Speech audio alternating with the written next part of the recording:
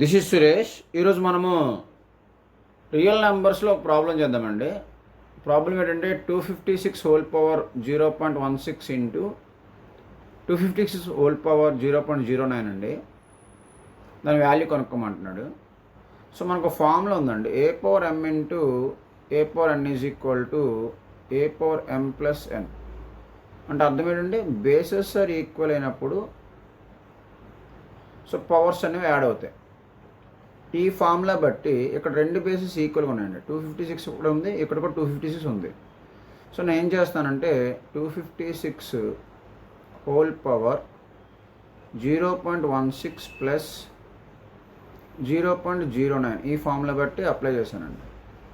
So ఇప్పుడు ఏమైందండి, 256 whole power 0.16 0.09 add చేస్తే 0.25 వస్తుందండి కదండి.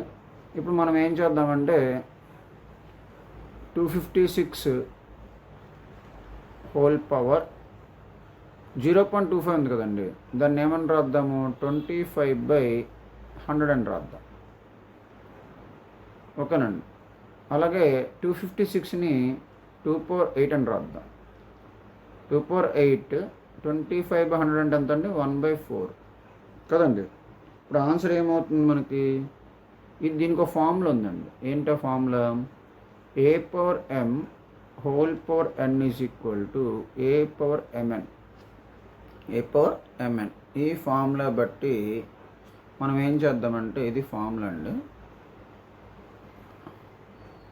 ఈ ఫార్ములా బట్టి 2/4 హోల్ పవర్ 2/8 హోల్ పవర్ 1/4 కదండి.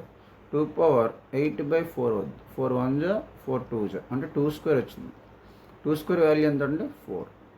అర్థమైంది కదా. ఇదండి ఆన్సర్. అంటే ఆన్సర్ ఎంత అండి, ఈ క్వశ్చన్కి ఆన్సర్ 4 అండి. ఇదండి ఈ వీడియో.